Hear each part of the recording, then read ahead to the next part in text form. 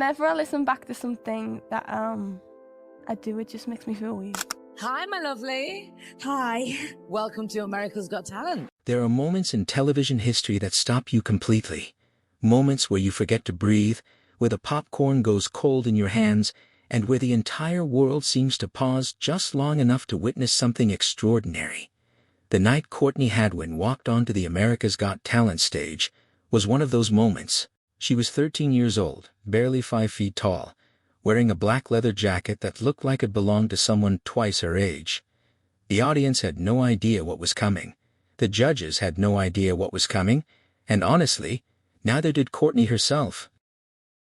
But what happened after that night, the fame, the pressure, the tragedy, the recovery, that is the story most people never heard in full.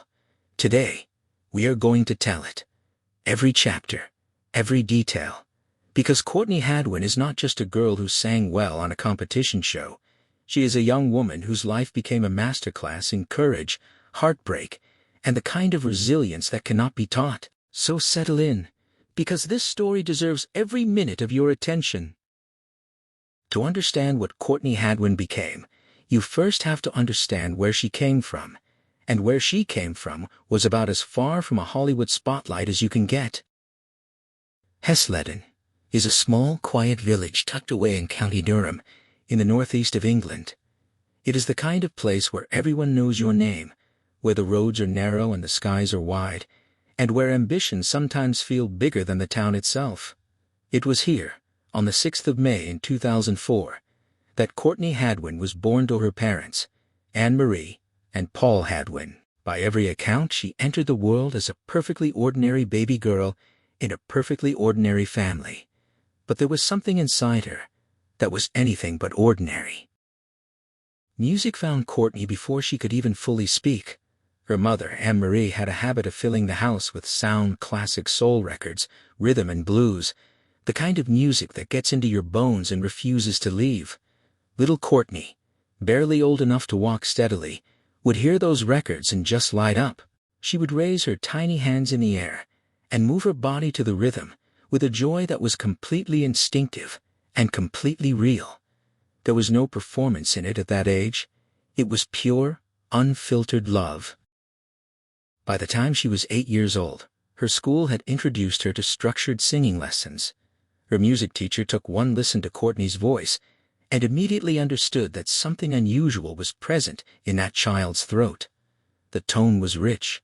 The depth was surprising. The emotion she could pour into a simple melody was the kind of thing most professional singers spend decades trying to develop. Her teacher encouraged her to join the school choir, and Courtney embraced it completely. Weekly rehearsals became the highlight of her week. Performing at school assemblies gave her a confidence that seemed to grow with every single note she sang. Her classmates nicknamed her the rocker girl. It was half a joke and half the most accurate description anyone could offer. Because even at that young age, Courtney did not just sing. She performed. She moved. She inhabited every song like she had been living inside it for years. There was a wildness to her stage presence that seemed to come from somewhere ancient and soulful, far beyond her single-digit age. At 10 years old, she gathered a small group of neighborhood children and formed what they proudly called Durham Soul. It was not a polished group by any professional standard. They were children with second-hand instruments and raw enthusiasm, performing for small crowds of parents and neighbors on weekends. But for Courtney, it was everything. It was her first real experience of leading a group, of choosing songs, of understanding how music could pull people together and make them feel things they did not expect to feel. A local newspaper ran a short piece about them, with a headline describing a young girl bringing soul to County Durham. Her parents kept that article.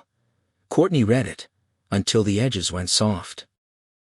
She also attended Shotton Hall Theatre School, where her vocal coach worked with her on the technical side of singing, phrasing, breath control, emotional delivery. But what set Courtney apart from other talented young students was not her technique. It was her instinct. She could feel a song in a way that technique alone cannot explain. When she chose music to perform, she chose songs that matched something she felt inside, and audiences, even small ones, could sense that authenticity from the first note.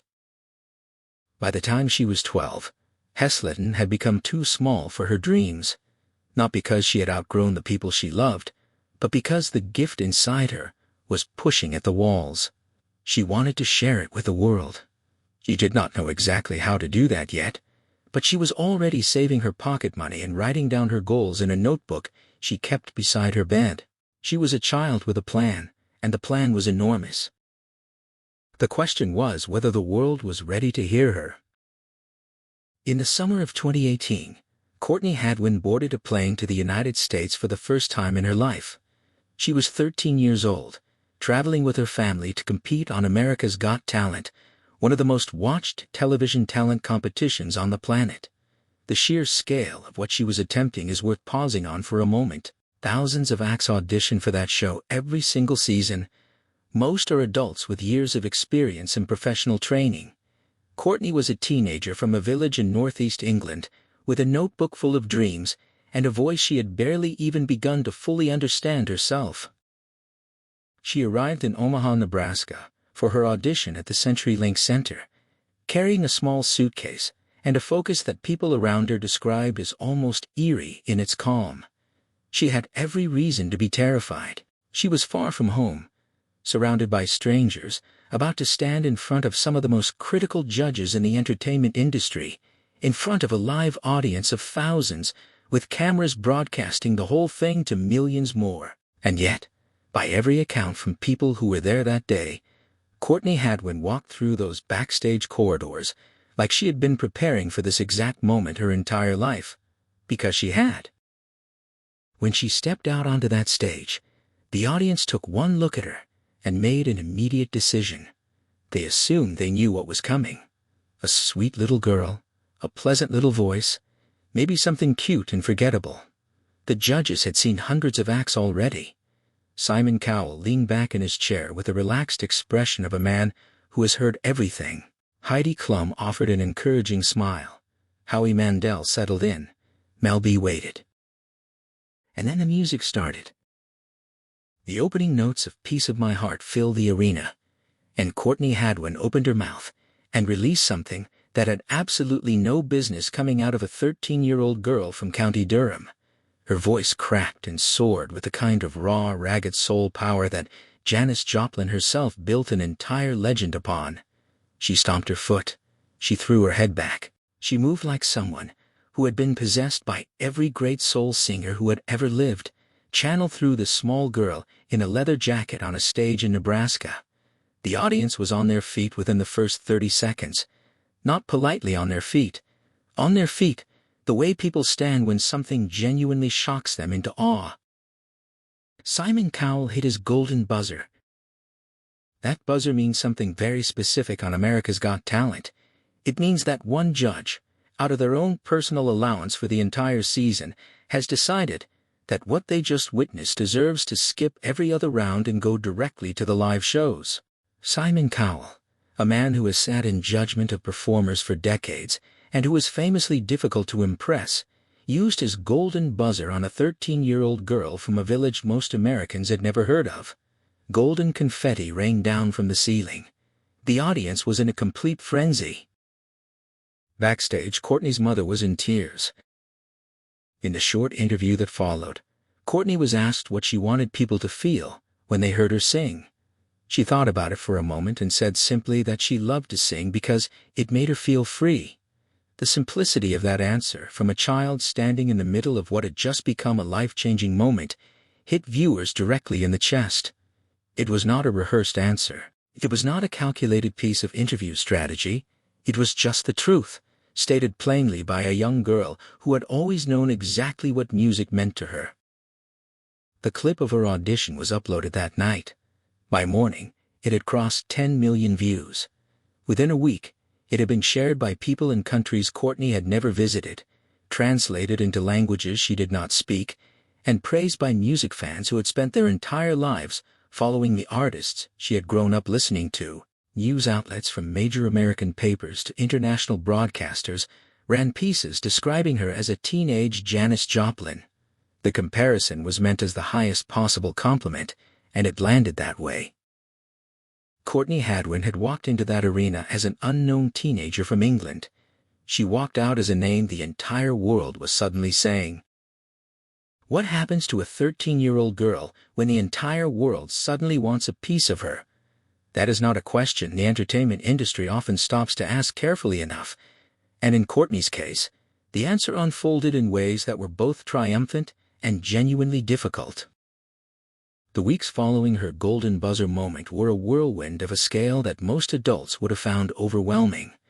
Courtney was managing her schoolwork through online sessions while preparing for the America's Got Talent live shows, doing press appearances, and adjusting to a level of public attention she had never experienced before. Television programs reached out. The Ellen DeGeneres Show brought her on for an appearance that had audiences charmed by her warmth and humor. She told Ellen she missed her dog back home, and the crowd melted. The Tonight Show with Jimmy Fallon had her perform live with Questlove providing a drum beat behind her, and Jimmy jokingly suggested they form a band. Courtney laughed and said she would think about it once she was caught up on her homework. She was funny and grounded and completely herself, even as the machinery of fame was spinning at full speed around her. Every interview she gave, every performance she delivered during the live shows, every clip that was shared online added more layers to the story the world was building about her. She became the feel-good narrative of that entire season, the little girl from England who came to America and made everyone remember what genuine musical talent actually sounds like. During the live shows, she performed with a maturity and stagecraft that left the production crew genuinely astonished. She learned quickly how to work with stage lighting and elaborate set designs without letting any of it distract from the emotional core of her performance. Producers noted that she approached every new technical challenge with a seriousness and focus that they rarely saw in adult contestants, let alone in a teenager competing for the first time on a stage of that magnitude. Record labels were already making inquiries. Merchandise companies were reaching out. The infrastructure of the music industry was circling, as it always does when it senses something valuable. Throughout all of it, Courtney kept calling home. She kept her mother's voice close. She remembered why she had started singing in the first place, not for fame, not for money, but because music made her feel free. That clarity, that sense of personal purpose, became the anchor that kept her steady in the middle of a very turbulent sea. But the storm was not finished with her yet. In early October of 2018, with the competition behind her and a rising public profile to maintain, Courtney joined a touring group of America's Got Talent finalists for a series of live shows across the American Midwest. It was the kind of opportunity that any young performer would have leaped at a chance to perform for live audiences night after night, to keep the momentum going, to prove that her talent was not a one-night television phenomenon, but something real and lasting. The tour moved from city to city by bus. It was a familiar arrangement for touring performers, a large vehicle, shared with fellow musicians, rolling through the night between venues, while everyone tried to sleep or scroll through messages, or simply stare out the windows at the passing darkness. One night in early October, the bus was traveling from Minneapolis toward Madison, Wisconsin on Interstate 94. Rain had been falling for hours. The highway was wet. The night was dark. Courtney sat near a window, reading messages from fans on her phone, watching the raindrops trace lines down the glass. Then the bus hit a stretch of road that had pooled with standing water, and a gust of wind pushed the vehicle sharply. The driver responded with braking, but on a wet surface at highway speed, the physics were unforgiving. The bus skidded sideways for nearly 20 feet before it struck the guardrail and came to a shuddering, grinding halt. In the sudden silence that followed, there was a moment of complete disorientation. Then the pain came. Courtney had been thrown forward in the impact, her head striking the luggage rack above her seat,